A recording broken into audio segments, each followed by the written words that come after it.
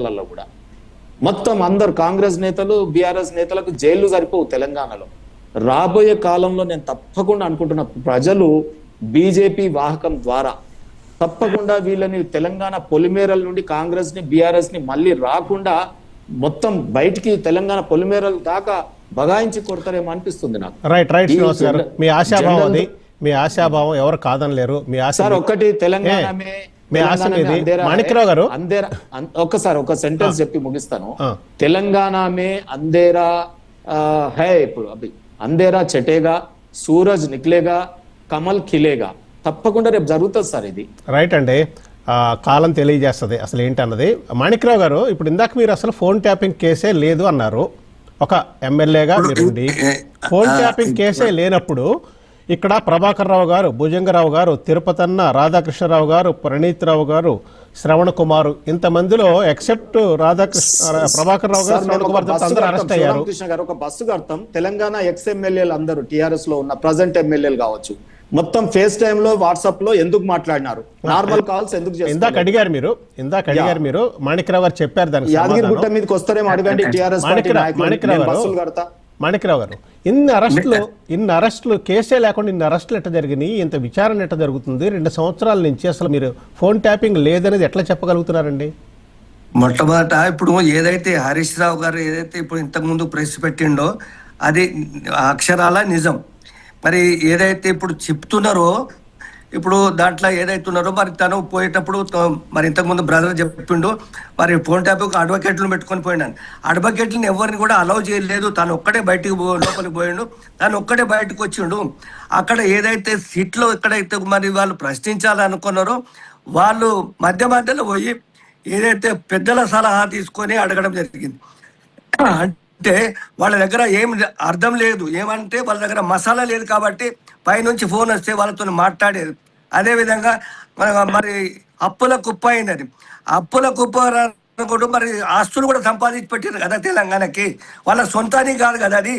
కాబట్టి ఏదైతే అభివృద్ధి జరిగిందో అది కూడా ఆలోచించాలి. ఈ 10 ఏళ్లలో అభివృద్ధి కాలేదంటున్నారు. అయా మరి ఏదైతే మరి కాళేశ్వరం అంటున్నాడు ఆ బ్రదర్, ఏమైతే కాళేశ్వరం అనేది కూడా గతంలో ఇక్కడ మరి కాంగ్రెస్ పీరియడ్లో కూడా మరి పంజగుట్ట ఫ్లైఓవర్ కూలిపోయింది. మరి అప్పుడు ఒకటి కాదా? ఏదో పెద్ద కార్యక్రమం పెట్టినప్పుడు తప్పకుండా ఏదో కొంచెం తప్పు జరుగుతుంది, దాన్ని సరిదిద్దుకోవచ్చు అని చెప్తున్నారు కదా, నిపుణులే చెప్తున్నారు కదా సరిదిద్దుకోవచ్చు అని. ఆ రకంగా అన్నీ ఏదైతే జరిగిందో అది కొంచెం ఏదో క్రాక్ వచ్చింది, దాన్ని తీసి ఏదైతే బ్లాక్ ఉన్నదో ఆ బ్లాక్ తీసేసి మళ్ళీ కూడా కట్టుకోవచ్చు. అది ప్రజలకు ఏదైతే కాళేశ్వరం ఉన్నదో తెలంగాణ యావత్తు నీరిచ్చే కార్యక్రమం అది. కాబట్టి దాన్ని కూడా మీరు ఆలోచించాలి. అప్పులు చేసిండ్రు. ఏదైనా ప్రతి ఒక్కరికి, రైతులకు ప్రతి ఒక్కరికి, చిన్న రైతుకు పెద్ద రైతుకు అప్పు ఉంటుంది. అప్పు లేని దేశం ఏ దేశంలో కూడా లేదు. కాబట్టి అప్పులు చేసిండ్రు, అప్పుల కుప్ప చేసిండ్రు అనేది కరెక్ట్ కాదు. మరి అదేవిధంగా ఏదైతే ఇప్పుడు సిట్ ఏదైతే మీరు చెప్తున్నారు అధికారులు, ఇది ప్రజలను భయపెట్టించాలని అందరినీ కూడా ఈ ఎలక్షన్ ముందు తీయడం, ఇది కావాల్సుకొని ప్రజల్లో ఒక భయాందోళన చేయాలని ఈ ఎలక్షన్ ముందు చేస్తూ ఉన్నారు అంతే. సరే, ఒక ఆఫీసర్ వర్షన్ ఇందామండి ఇప్పుడు, ఎందుకంటే రాజకీయ నాయకులుగా మీ వర్షన్ మీరు చెప్పారు, ఒక ఆఫీసర్ వర్షన్ ఏంటో ఇందాం. ఎక్స్ డీజీపీ పూర్ణచంద్రరావు గారు జాయిన్ అయ్యారు. పూర్ణచంద్రరావు గారు నమస్కారం. నమస్కారం అండి. పూర్ణచంద్రరావు గారు, హరీష్ రావు గారు బయటకు వచ్చి ఏమన్నారంటే, నన్ను ఎందుకు పిలుస్తారు, దీనికి నేనేమన్నా హోమ్ మినిస్టర్గా పనిచేశానా, పాత డీజీపీ మహేందర్ రెడ్డిని, ఇప్పుడు డీజీపీ సోదర్ రెడ్డిని, మాజీ ఇంటెలిజెన్స్ చీఫ్ని వాళ్ళని పిలవండి తెలుస్తుంది దీని గురించి, ఫోన్ ట్యాపింగ్తో నాకేం సంబంధం అన్నారు. అంటే దీనికి కారణం మొత్తం మీ ఆఫీసర్లేనా, పొలిటీషియన్స్ కాదా? మొత్తం పొలిటీషియన్సే కారణం, ఆఫీసర్లు కాదు.